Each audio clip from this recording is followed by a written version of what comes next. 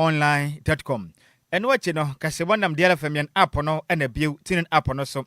Sansini on Facebook and YouTube ni nyinata eye adwuma na ye DLFM 106.9 kaseboy champion Taylor Diamond home phone any videos ahudo nyina nam so a ubenya bi na wahwe ede amayen emre sem ye Adjoa Agyei nkyerna kenkanya na ye Facebook no so DLFM 106.9 ye besrew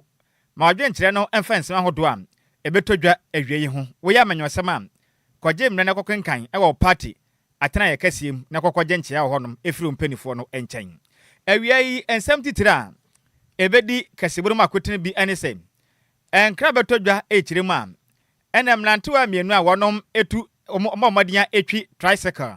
anasa abobo yayi bi ewo etefede mantemu boko enipa bi ateta wonom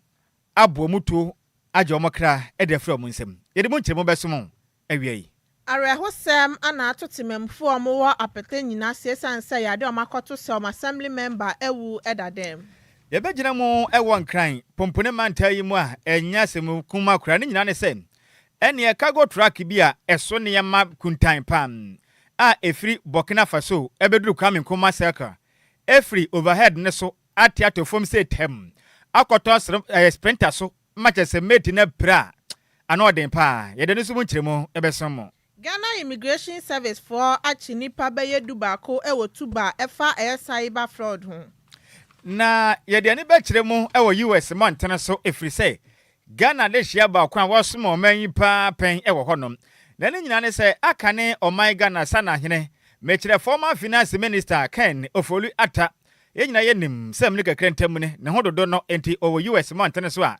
ose ne ho yade na make se ne US eye wanem immigration and customs enforcement mpanifo atimi edetene no ache no de nasie ekiremu am ne nkrata asama odete US no ewunti no ompa ho pomasibire de mu nkiremu nso ebesomo awiei Chaplain Edema Ashanti Regional Prisons Edentuma beye 350 pieces akoma eye prisoners omoye ma ewo mayimu na ebakopie mu egwa pie mantem dia na nsan betodwa ene school fo mofra makonum wade mu kyerɛ ne ahu eye kedesi ne high school yo mofrai na kyerɛ mo kɔto gu kyerɛ ne so adentira wanam ebon sanhwe mu kro no nti kyerɛ ne akakanta monte ase esibra wano pa meka sɛ nsɛm na kopiem wɔ court ma court ahyɛ sɛ mofra no enkwatwere mu kakra mo hwehwemu emfanfa wonom ensɛm no Haruna Idrisu hesa mu betimi ayi petroleum royalties eye emu 2.5% edi Ghana Scholarship Authority. Ensem no pina ka ho na yese wo nkonnwa edebe so mo se awia prem to breka se ye wodiero ha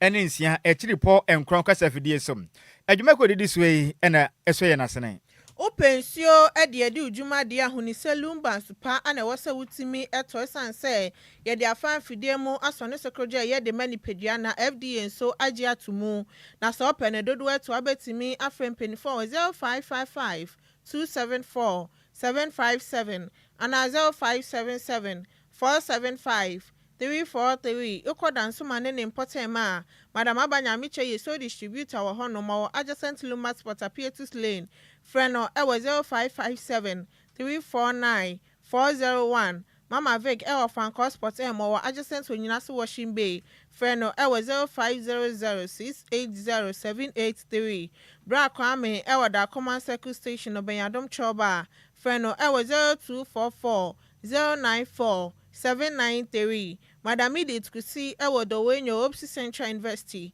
Freno ewo 0246 601 004 and 0266 400 215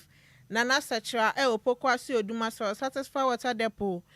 no eben government school no Freno ewo 0592 317 481 Auntie Emilia ewo Tema Community 4 secondary joint Freno ewo 0540 423 201 and 0574 761 396 Akanka for yese nkonnwa ebeso mawie no edi ameje so eya ogofa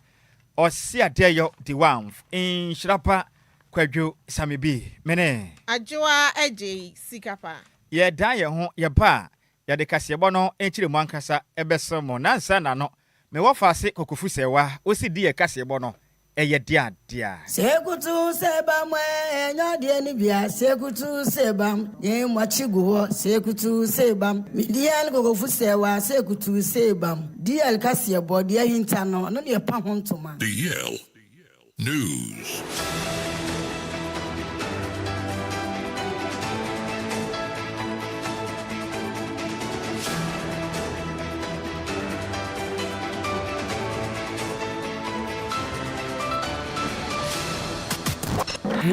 It's official. DLFM 106.9. Yamamo akwapa. Afi tumrika ne hia yen e Facebook and afinse YouTube.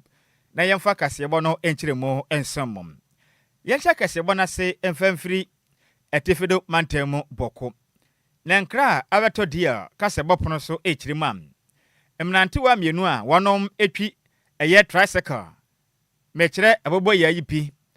etu aka wonom ewo Zanamat eno no ye bro no ba ko a ewo boko kroduanum eno no ewo Upper East mantamnim ewo Tefido mantamum na nka ne kiremu a eye nipa bi ene di wonom atente ewo bushima na asem we siye ewo ndrada ukuada na eye opepon bosuma ye wo mu ne da na etoso enson emfempem mienu ne aduonu nsia na rahosemu esiye na emofra mienu anasa mnantewa mienu a etuo eka wonu mu no enka ne kiremu a wonom efri eye Bankango eno no eye ebrono ba kwan so so ewo Binduli mensinim ewo boko eno no wo Etefido mantanim na enka ne kiremu se emrante wo honom ena wo mankasa dwadini ba ko eto nsafra wonom se owonema binti omomra fie no mafa nema no emfa nko emanom na nipa yi wonom susu se oye ibuni ena wote boko ena obo ne homoden eto ne nsade from nante ya emrante wai enam kwaso wonom kɔ no na nipa bi akwatete eye enwuram honom a wo masane tu mu ede agu wo so age wo kra ede firi wonom ensem na nkra abeto de yakase bopro so enchechire mu no echirem sem emrante amienu wei enam kwaso wo kro na no mu hu se obi efi nwuram atia wonom wo wa hey munyina ho mu frɛ na mo kɔ hen enye fa na mani chire oh hu ase wa fra ba ko se fratuo ne bro ne de ma yawo ne tu akasa atoem ho a ba ko to afom no wantumi anka agimpo ba ko ɔka ho ɔtɔso mienu no ɔne de tuo ne ka no ma jisensa no ɔden nanso ne nkra entimi efri ne nsem ne no ɛna mbɔ mmɔden epeja de ofiri mu ne ntentem ho anasa amunum ho no ma no ɛnde opira ye no do mu kopie mu ɛgo vineyard ayaresabia no bɔkɔ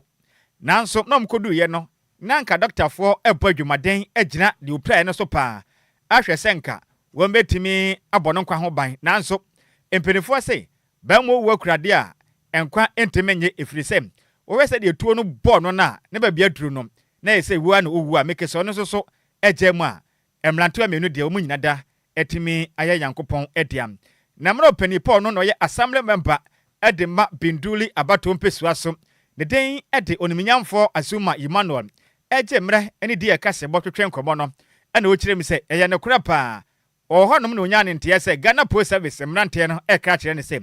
eto bi ato potem ho no munti no nipa mienu awu enam so mo no so kohwe ya mpa ne ampa ne ampa emrantewa mienu etu akasa wo no nyina da etimi ahwere wonom ekram na emrantewa mienu etu aka wonom amekese wonom enka tiasfo bionom de odikan ne den ede Salifu Shaibu anda afi dotɔ so mienu nso ne den ede Asana Mbanwen wo nyina da mekese wonom afri atiasfo asase so na nyina yenim mentemo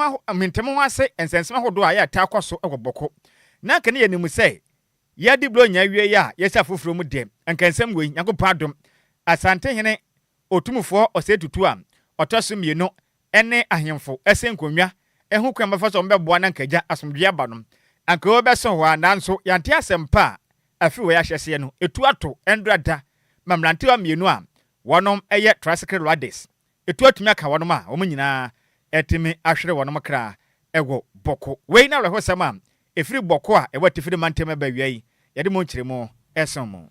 Yentua Kasiabone Sunia da Swa Ejina Rehuse Moa na Assembly Member Edema Pata Nyina Apeta Nyinase Electoral Area no Ewa Santi Achem North Municipal District nim Eye Honorable Dixon Kwabena Osei Eye Ade Omako hunu se wewu eda ne de ma chese ya Rehuse miye papa na ye nsem omobu ano no kire se ya de Mr. Osei Dixon yi omoko de mo na chese wasen ne ho akonfo a waku ne ho ya na timemfo mbo Modia ekohu niesi no eto musa de frɛ ɛyɛ Ghana Police Service for na officers ni duo no mbo Modia timi hwɛ sɛ bibia ekoso ye wɔ hɔ no basabasa bi ansi ɛbɔ Modia ɛyɛ nhwehwɛmu kakra ɛde emu no ɛde kɔ ɛyɛ mortuary sɛ ne ɛbɛyɛ a ɔmbetimi akɔyɛ autopsy na ɔmutie ma ɛyɛ ade a kɔpɛtɛ nyina sisisi a na arehusɛm ni nti no timemfo no kyɛ sɛ obia ayɛ basa sansa de nti ana ɛyɛ assembly member Honorable Dixon Kwabra say ebetimi asɛn ne ho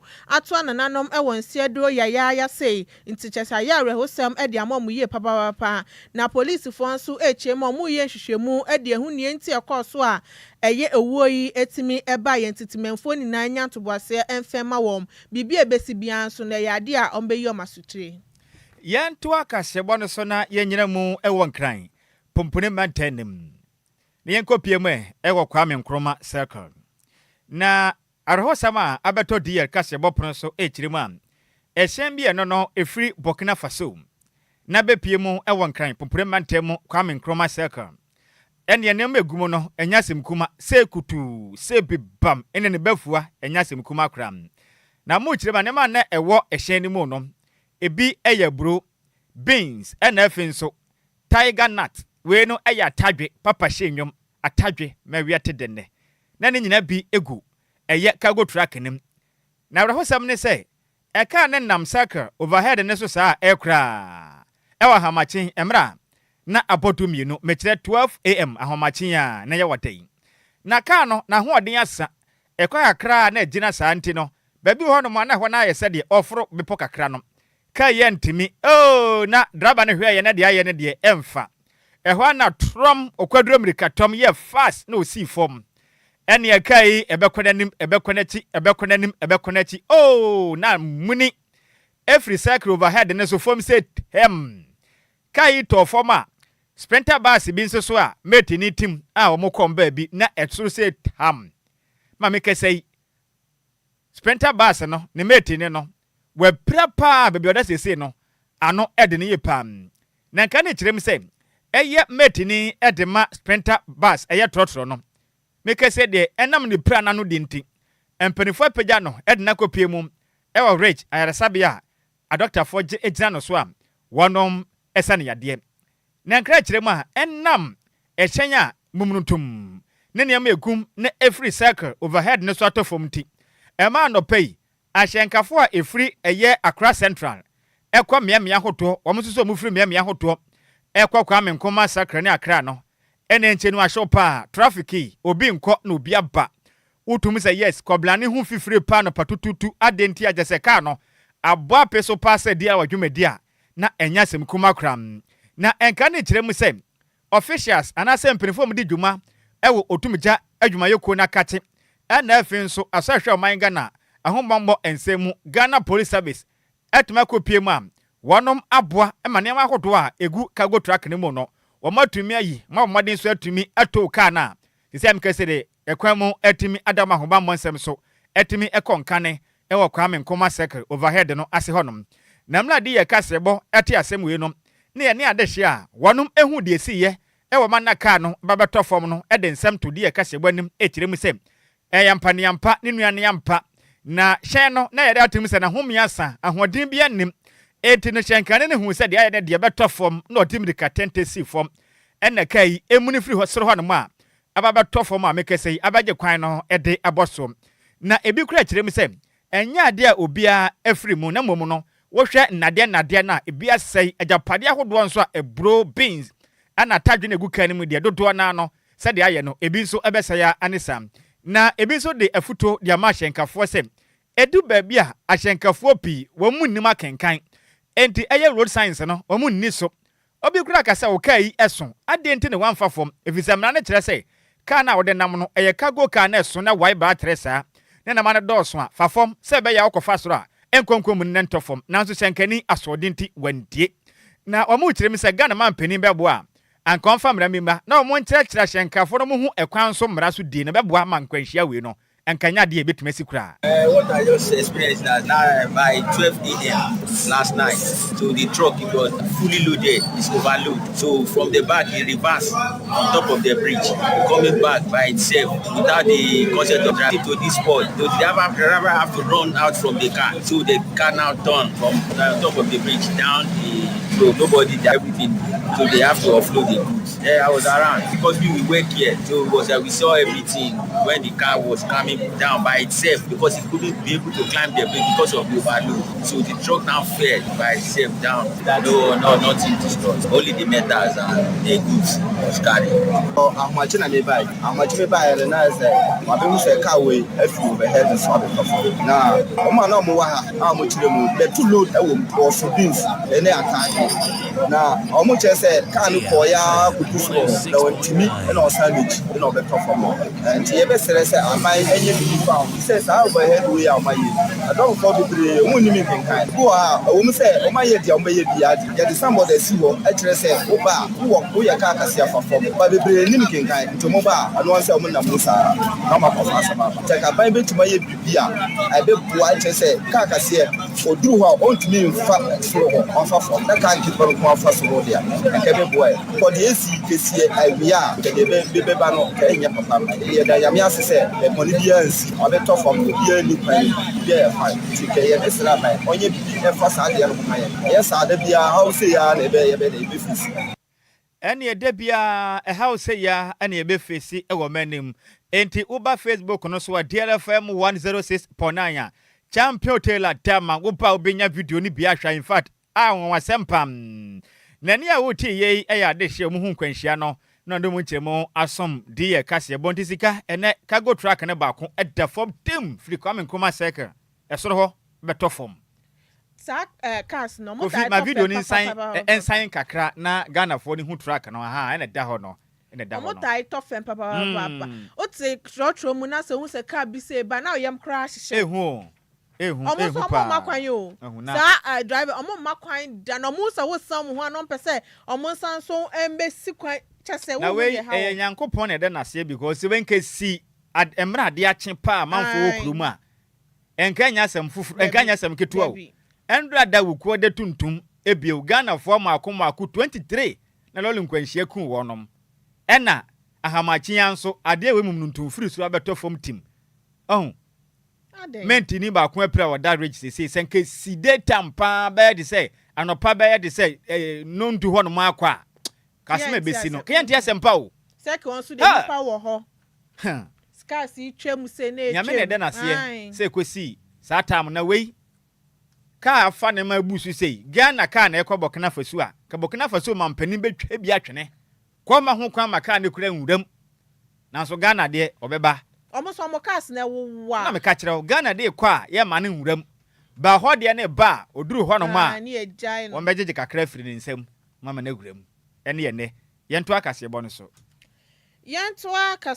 so na wager sector command e de Ghana Immigration Service for ache eye nipa be ye du ba ko omo enfi oman we mu no mu chema ya de omu twa ye counterfeit eye sika yi bia omo bomode anso ehye eye cyber fraud jumedie nu bi ase e wo man yi mu no omo bomode an eche wom e wo pepon bosom ni de to sunum e wo mfimpimienu ni aduonu nsianim e wo abra intelligence led operation for anti-human trafficking and cyber fraud task force unit for Wager sector command. Ebo omode etimi kochi wom ewo ya apartment bi eno ewo tuba ewo nkran ni mantem hanom. No mukodu hanom niema omutimi ejije ye laptop. Sanso na mobile phones yibi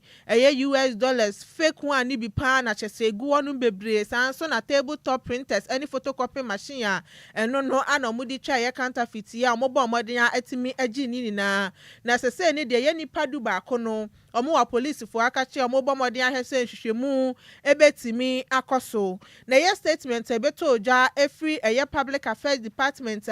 eye deputy commissioner edema immigration eye mod Amina Kwenu ede ne nsa ehya ase eye wukwada opepombo so ne de tosonson e won fimpimienu enu adiani nsanim na mu chiema eye ade omo bomodin ahese eye nhwehwemu betimi akoso ntinu timemfo ne bomodin aso no mommo a no mommo mani nda ho no mu nsaniema bi se ekoso ne mbo a ombetimi a report wom ede ama police fo anampo se eye services ahodo ombetimi abo anina sanso na immigration eye service fo anso so de ato efieru afo anim se wa wunim no obi beba free aman foforo so no beba se oba behind wo dan no ma wani enkoso enna ho no mesan se wo han wo dan no ede ama no de bedi bone wo man yimu de enya de bebo antomo mani enna ho ye papa na ye controller general of immigration any management of eye service no echema ya de omo bom ho modi so betimi abo man Ghana ho ban ni animonyam so no etimi akoso na omo so omo from afoforo so ba omaye omagen se boni no mo ba bedi no ombetimi esi anokwan enti we ne mo no wona mo de omo pe etwa counterfeit sika ni wo weja wa haye na mo sanso eye fraud ka ho omo tidwirim na Ghana ni tukwan ko baby ko handan an behwe on krata asemu ba kurom ha de obi awura mu free enya wanwa o send your bano kita dollars e fiera ni owo enya wanwa na o ma no border na obi awura mu ache se kwan ne dam na obi awura mu se de ope nti no wonder se be kwaso hunu ni se yan to akase bo no so na yemfa ni nkire mu e wo US mountain so efisa Ghana de hye ni bi atukwan ekwedo mo nkwe e wo US na Ghana fo nyina ne mu se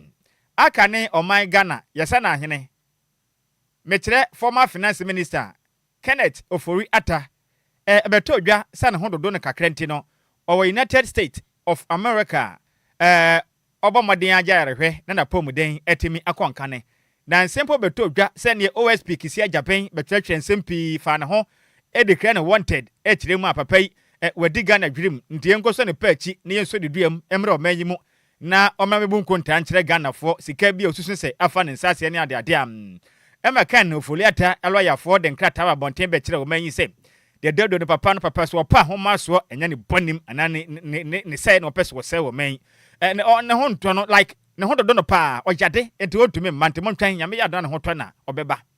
na endra na dwe wo ho ansa nkrata bia yiniti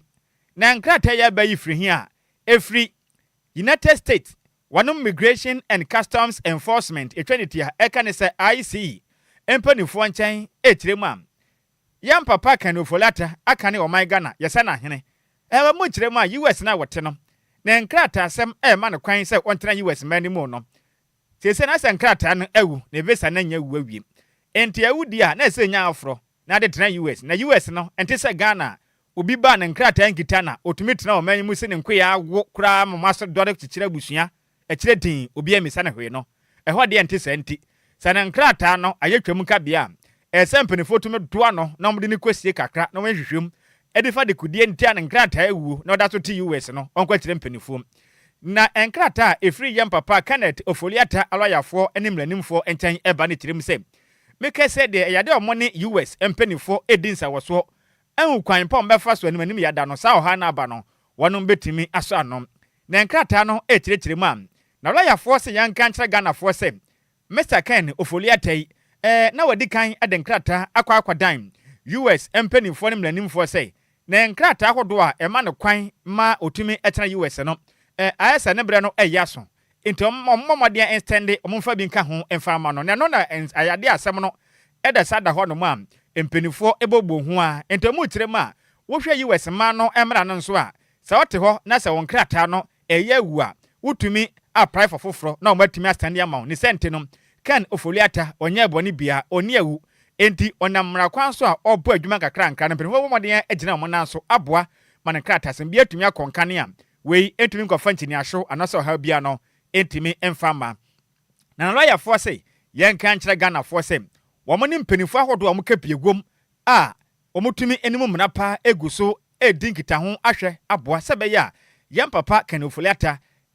US one Immigration and Customs enforcement penifo a one etimi ache no no makwesie one makache no gombetimi abona ne mani ya no ensembe de e fan krata beboa na watimi atena US e wo mra emre bia nkyere no no o matuma ye wakaro so na bone papa Ken Ofoliata ne ho etimi atono nti wei ene nsema hodo am efri yam papa Kenneth Ofoliata aka ne o my Ghana yensa na here efa ne sensem ho a US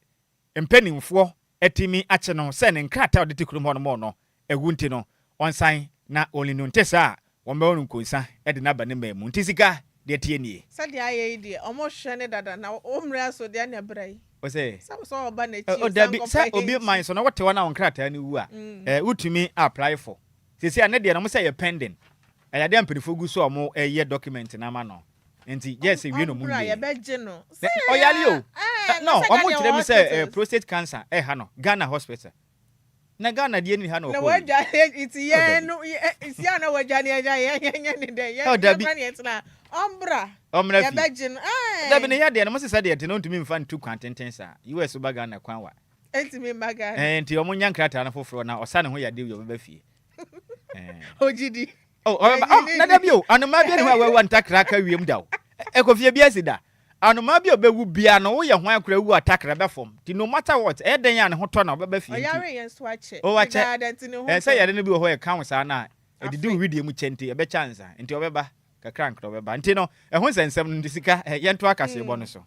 yento akase bo ne so na Ashanti Regional Prison so mo chaplain Reverend DSP Stella ama kucho anku abomodia ene eyefa ono aso ana ye founder ene general overseer edema manuve outreach ministry ede ntoma 350 ede akwakoma eye emma omo ede fiase ewo manga ne mu ewa abrabro nya ye nina ye bo modia etimi ediye na eye Reverend Stella kasemu na ochemu se eye ade osi se agina ye esanse wo san man so mo wa fiase no mutimi esre ye nina abro nya yetimi edi ntomo so mo wa fiase no so otimi bua onsa ne be ye omo so behu ne se odo ane ye wo ma omo dadansa no mo kwa fiase ne da so a ewo sa odo no ede ma wom na omo so ehu sanya de yapo omo na bronya ye nina ani ye di ntine hu behia so no so no ebetimi akire omo odo no nim senchofo etwetwe nkomo ana osre se Ghana fo nina se koba so obi akode afiase na se waba sa odo na ne ye wo ma wom ne ye fa so odo na emfa emma wo mesan se omu nina omu ye nipa etese ya obi wo no mokode afiase ba penache se obi ayi nani ede ama no eyesa ha dwinye papa owie ye ana otoso no ochie ma ye niema na ode koye no nebua ebeye say ye 50,000 Ghana cedis na members omoso wa manuve outreach ministry etimi bua sanso ana partners ahudo nyina etimi bua ye se ne ebeye sa 50,000 Ghana cedis ntoma na ode koye no so no ebetim dia akọ na emma omo wa afiase no ebetimi asre no fasa akwanya ne so edite otimefo nyina anim so ebetimi aboa bomodia na boa ne ebeye omo so beboa na emma omo de afiase no mbetimi Obremaka's motivation to put smiles on the faces of the female prisoners. Some of them when at Christmas, some prisoners be best at Christmas. Now other prisoners, if you are not in that show, oh, feels so. Christmas be about to me and Choma. Other prisons on to Manema. It's in my question now, Hamabusha. Ejanama, Amanema, and now Ukuno. It's a Christmas, have piece of love to every female prisoner, just to put smiles on their faces at Christmas. Me no want to her. Now my man. About the office and if you just do it's a man who was prison. I want to say no and to some man no. And other man prison and you back in the channel. But about that prison, I put sending go see a stick man so. Obi other prison you couldn't join. Obi do feel and you couldn't. If you just say, now Basa, it's a mom with that prison dear. Or say your mom special attention, special care. If you say, obey if you and tomorrow may 350 for all the female prisoners in Ghana. Female prisons, we are bringing. When I'm some man, I'm not so much somebody. Man, I'm a busher. I'm not Madame for 4. Almost the country from my mention that you who did the I feel my yes to Suka. I feel the Korea at the 4, the busher especially, Emma at the 4 mobile. It's moving to Makaka. So my country almost there is hope, even in prison. Now prison, I won't say, they'll come back home, they'll come and meet their children. One now more warriors. Mother worry our mass. Hope. So now 50,000. Enia uti ye a chaplain at the Ashanti Regional Prisons, a Reverend DSP Stella Ama Kacho Anku. Nenwechi ana ye Kumasi Central Prisons, a Ashanti Regional Commander de ma prisons, a bombardier Gino Manemo etimi Agyei one a officer in charge at the Kumasi Central Prisons, a Mr. James B. Winio, a bombardier at the Ayasida PSC at the Reverend a Stella Ama Kacho Anku, any manuve a outreach ministry, so matimi abua, no moswama and mom we fiasino etimi asere. On behalf of all my regional counterparts, colleagues, prisons, commanders, especially who are female prisoners and prisoners, but above all on behalf of the female prisoners, including my very own Mercy girls, all the number around 300 as of today. So I'm receiving this half-piece love on their behalf from the Nhyiraba Agyei Ministries, and to say thank you immensely for such a kind gesture. During we are still in the festive mood, and then to commend you, and then to wish for God's blessings for the ministry, the outreach, and then long life, and then all who have made this possible, with your constant reminders and following up the emails. I can imagine how happy they've been and they'll be, and so God richly bless you. I think, and then we this is to say that wherever you are, reach out to the nearest prison and see how you can offer any support. So on behalf of all the female inmates in Ghana, so thanks a lot, my dear sister, Reverend Stella. God bless and keep you, and then all you work together with, for putting a smile on the faces of our female inmates. Thank you, and God bless and keep all of us. One of the key challenges that we have as prisons is the issue of stigma. That whatever treatment programs we have in the prisons, prisons are like hospitals, that people go there, they get well, they are supposed to reintegrate back into society. A major constraint is the issue of stigma out there, right, from families and friends in the society as a whole. So that the few treatment programs that we even have in the prisons, by way of field training, whatever, when inmates go through them and they leave the prison, society does not accept them wholeheartedly. Enia uti ye Mr. James B. Ono and Ashanti Regional Commander at the MAP Prisons, and your officer in charge of Kumasi Central Prisons. Na manibo yen same troni some of Ibuatin and a debesom. Yan to akasiabon so na yemfiri asante mantenem na yemfe ya nichirimo ewe epie mantemnem. Na Ghana for bekaya enane nansa ene Ghana mampeni John Dramani Mahama eden nsem a no ye anu ye edema nat akyerɛkyerɛ fo nkabomku empanimfo wo mayim kwaka kyerɛ Ghana mampeni sɛ ɔma ye timu no, in fact etu baabi a akyerɛkyerɛ fo no wɔne mu huna mane papa edifiri adusuafo no bi ensantitiriw ene school for more fra wɔne mo junior high school ene senior high school sunum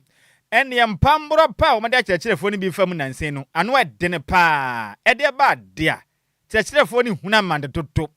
adan a so kyerɛkyerɛ ni nim na school abofra ye late e school na ɔkyerɛ ne sɛ we student aya brantempe na wadwa lie na wonnim na sɛ wantwitwa so a sɛ de obedi dwuma no enya semkuma na de mofra ne bi kura titru konkurase na okɔ school na tai ehye ne botom wudi agro watu ani ntema kyerɛkyerɛfo ne bre ye nyina ye nim offense ne mpotem ba kokɔtwe 9th e de kotu teacher ni ani sɛ so adenti a break time omako break awie teacher ni nsi wudi agro classroom oni teacher na tentam to kwa pepe tu no botom 9th na teacher ni sɛ so e ka bafi na no sɛ nsɛm na natempanifo de kɔto Ghana mampani anim sɛ empanifo sɛ sabe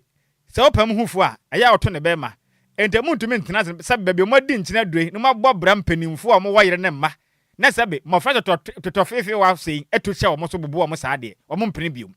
efri na ko school ni abofa ne saka teacher ni a teacher ni so beji ni sa no power school no me kyena hwe ade a ye nyina ye pin hu ye pam na sensem go Ghana mampani be yi ano sɛ nya de pa sɛ best of sensem mu na sensem we mu no enkra efri kede circuit court eba echirem a na nsen a school for my friend bi etre wasi nsonhwe ni bia de twa nansan yan mu eno cheche ni ba ko a ono no o kire mat teacher ni so hwe yi kwaso mo twere exam sene saa ye hwe se mo fra yi bi a hyase kofa book ehwe so e ba ba wian so hwe nim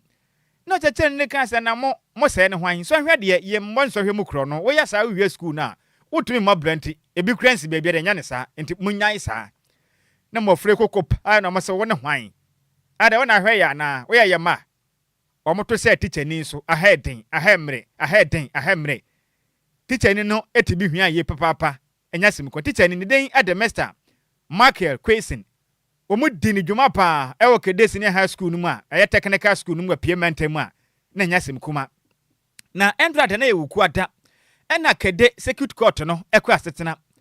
na empenifo mmammadan echi mofra yi eye cyber security unit aya no ne hye Ghana Police Service for ase de mofra kopie mu Andrew da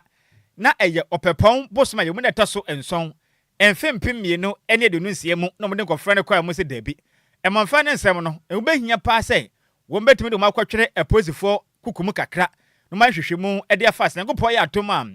eye opepon bosma yemu na taso aduonum enfempem mienu ne de nunsie mu no mofra ne nsem piem na bio na mo hwehwe mu nsem ma na se bo wada made ya Ghana mra ene wo mbechi ayam so mudi me so de a wo mbekofie na bibia ayedin na mra mofra na mo de omba ya na motetete kai mu no mofra ni bi su na wofo no bi su tietiem se mofra mu aso den nyonkobone nenne ekwawie mu sei ne enkotie emra na mofra ne tiem e wo kai nim na wofo no so bi bobra no de course wankasa e wo court no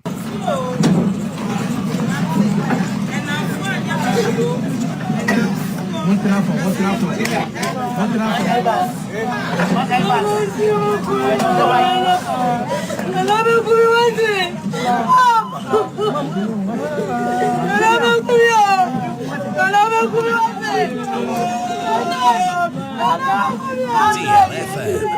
106.9.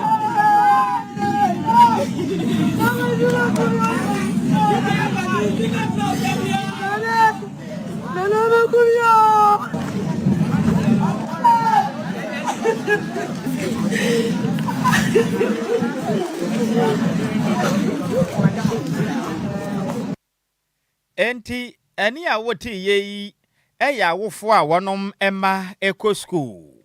ewo kede senior high technical school mu a ena masoden na wonom akwakoto ahye ochechire ni so esibram ni nti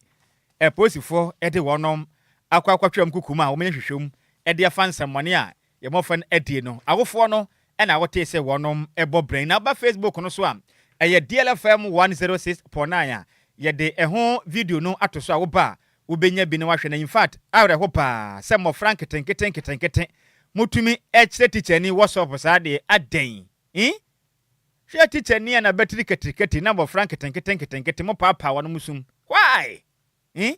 enti awofo no mo ne mo fra ne nkasa na de ekoso de enye omi teacher ni ahanka be de medwam sheto kam ne ombe ye pa anaska manka ni yi kanu ne omahwehwe mpa o masa teacher ni awade wan ma a o hwefie na school ni akwada tuasi ni so obo no why matu ba ko ani teacher ni bi nye sao bi ni so mayo but kura na teacher school ni abofra de no matter what untumi mu teacher na we kura de mo presence mo bokro no teacher ni aka kan ya hwo I mean how to we the mesre yen time will be aba memlane no omuni ana meboa yes ese se omudam mundam kakra se be ya dusua na se be sansem hunu na ekoso we schools ni mu no eto betumi atwa entumi so sa mo frank tenketen mo hwe teacher for de why ya bra so kra ye ko school na ye hyekoto anya moko classroom obi pieto ye hwa na mo hye trial nyina ko school na mpanifo pa na eko enso na ye hwe teacher for na mo nkola tenketen nu bone no mo nsem hunu nti mo hwe kyekere for why madwa pa mofano me di mofra ne ho yaw pa o ma anya de awofo monkafra mofra na akoka beka mo kotra kwa wi no meku na pontwani ete hu fifiri na yankenka madwe nkyere mi wo Facebook no so a piaga de ne nsem aba ne nsem no de ba ye ne de amanyo sem kakra wo munti anya de a mekan meda na ase o hwe live edi free achimasafo nyamenka ho comfort mati de aba no say good afternoon wo fa Sammy B ne Adjoa Agyei Sikapa in fact awra ho pa o awre ho pa no ye danya ko pan se circle ka na ye free so beto form no enye daytime no obi anwu ye danya me ase pa ne nchian koma DLFM Callers Association members ne nyina na Kofi Parliament edi aba no say hey Oma we mankasa no in fact ensem bebre na adwene nse da nya papa saa o hey enya sem kumo many are mad but few are naked. Papa driver, how can you do this? Or say na DLFM news na loud and clear inside Aguna Bobikuma apa Kofi Parliament ni me fa se Kofi ya da se ya chia na bro nya de na ahye ho bo no still na mpa ho new year na na ewu mu no. Sweet Elizabeth de abana say good afternoon my own uncle Sam ene medo Adjoa Agyei Sikapa. In fact Sweet Betty ni ohwe live Edif Lebanon zone 4 DLFM it a big hey me da say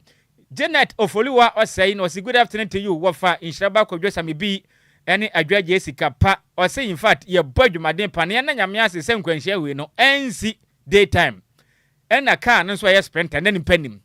na nka wudi ebesi eye sekre ho no kenya sim kuma kora yankopon kwaso ehu mu bana de ekoso Ghana ne de not enye kra junior papa de aba no good afternoon dear good work yenso ya da mase na chei bafo da kwa o si DLFM kase bo no side DLFM emu edda ho pa yenso ya da se pa chei bafo da kwa chei bafo dakwa nyamishira opi na Hansi ndio de aba no good afternoon Sammy B ni Adjoa Agyei Sikapa oda ya se na dwumaden ayebo esmo man Ghana hwe live Eddie Free Atomic Hotel Dansoman ho no hwe yen Eddie Free Hansi ndio de ni DR News no size na me wafa se Babla Kranten our one of our Ashanti regional reporter de aba no so hwe live Eddie Free Kumasi tano so ene de uni apatrapa okopiem tano so ya da se na se nchia kese pa special greetings Eko Ediama can promise uncle and effing so eye ene na down for pass Sikapa me de me your time for Martin na opoku active Emmanuel man boni ewo enka premente no se hey mama dia na yenkonko sua ne mapa na ne ma bi ha dwen na Janet Ofoliwa wa say dia ba na se wofa children of today I don't know me nimpo se mo frank keten say ya wo 492 mu ye dia mo hwe a kire for there who does that o man ba mu kura ne yeti enyenye we de enye comfort mati dia ba no se ene mo frey aye bibie ho kakra ehu pa te say enye kura enye na Regina Buadi dia ba no se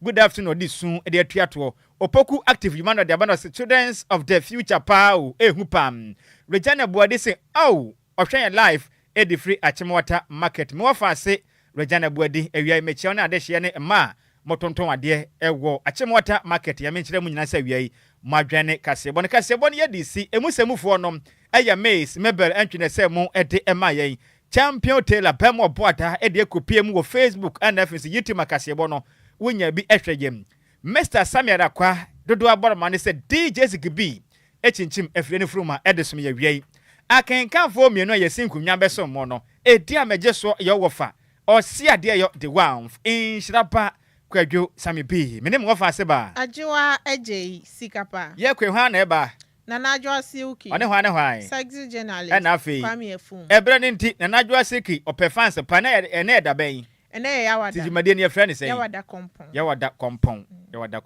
jumade no wonim se ba na aba wo so eteko na ateko eno ye de ne ye 90 mode ne ye 10 pe ye de na ye se kutu se bi bam no na Adjoa tena se opefans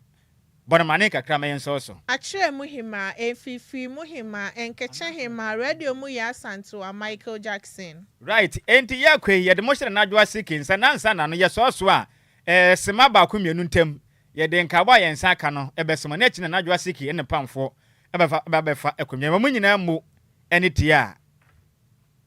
ade hye DL News.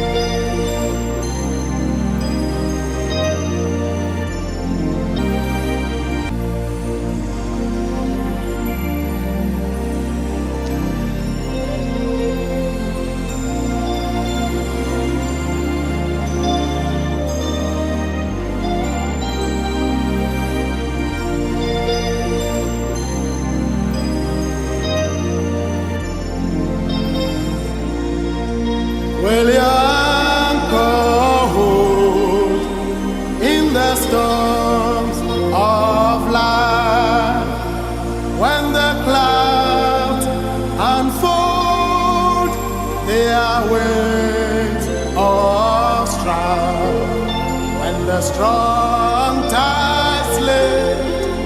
and the cables straight. Will your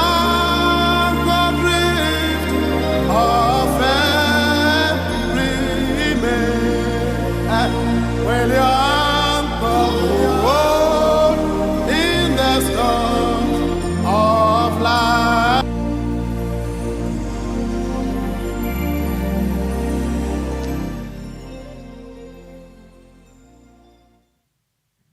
Ghana this year your best remo na monfa maso FM yen seba bakon mienu ntem na enkabwa yensa aseso awie no yemfa ento manim your best rew enkabwa ebe no ehu behia yipa ebia na ehu akwa hia ma ho ana wadanfo binti your best rew wada na eyi kasa fidie no emfiri ha na sema bakon mienu ntem no yemfa enkabwa yi esemom enkabwa wei efri DLFM adwumakuo empenifuo enchen mechire marketing department ena ede enkabo wei ema Ghana de hiem na DLFM marketing department ana yenkrabate no ehwe yen adwadie ensensem so ese yemfanto Ghana fo nyina enem sem dwumadie bia wudie no wobehia se dwumadie no wobetimi apa hontoma na etimi akwa akiri na Ghana fo nyina ehu dwumadie ahodo a wudie se de hwere kronkron no aka no Bible say yenso kanea emfa nhye kodowase na momu no yeso edesi kanedua so mahyiren ema foforo nyina ehu ne hyiren ne senti DLFM adwumakuo no mekesei epese eboa na Ghana adwadifo na afensu nnwumakuo akese adantamu ene nkuma nyina no obi adwumadi ahodo a odi no otumi nya publicity anase etumi bo ho dawuro de manam bema watimi enya atofo dodo na ma adwumadi a odi no na matumi akonkan ede amanom ne senti DLFM adwumakuo se yanka nkyere Ghana fo nyina se ade bia woton se ye bodwa store ena wabie se ye shops akese niam bia woton se school na wabie ana wode hye bimpo ena ayira wo panachi akwan na wo hunom ena eye ena abafie ena wo pese ye ho nkaibo ede ema wo ana nsore dwumadi ahodo bi ena mudi a mo pese DLFM ebo ho edawuro de mamoa dwumadi ahodo bi aka bia eho behia da wo no fa bedan DLFM 106 pona adwumakui na nyebo ho dawuro emfamom na yempanifo ekire mi se ebo a mogye no o matesu se hu a wo ba kitwa bi na betua nanso enam adwumaden ebeye ne de te akire ebo ho dawuro ma wonti dwumadi ahodo a wudie no enya de a ebeka dwakra wo de koya no na asam na DLFM eya adwumakuo ba ko a Ghana man nyina ensini fom yakwa akire pa ene o my Ghana mantam ahodo ne mensina ahodo bebre mu no yedwumade ye die ne koduru honti ya yesesebe abo akotokro woni yan efa do yonko am se de tebia no okotokro enka so da yesene kwakuo no okotokro enka so bomodea na fo adwoton de no ebedan DLFM na yemmo ho daguro emfamom na ebia opedi DLFM ekira akwan mesrew ye wankrabo primantai mu North Legon ye ne Wisconsin International University College no ene de hwe animu ego Akpogba Johnson Accra bibini ena openchire mu ewo ye marketing department empenifo nchen a frahmatrufo a ede this way 0574 986 818 0574 986 818 ana 0579 284 181 0579 284 181 Pomode na fre na ni DLFM marketing department eni nkomo na dwumade bia wudie no fabra na yemba hu daguro na twede yampon yakopon eya atoma dwumade ahodo a wudie no enya ade a mu ba kokora no wode kwadwa so a ebeche kora ede amawo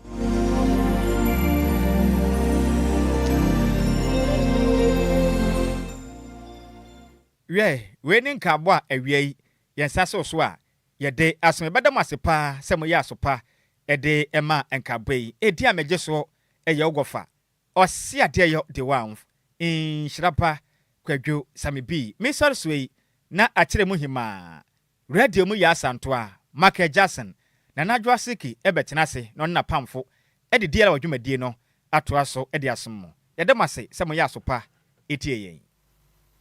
Midimafo,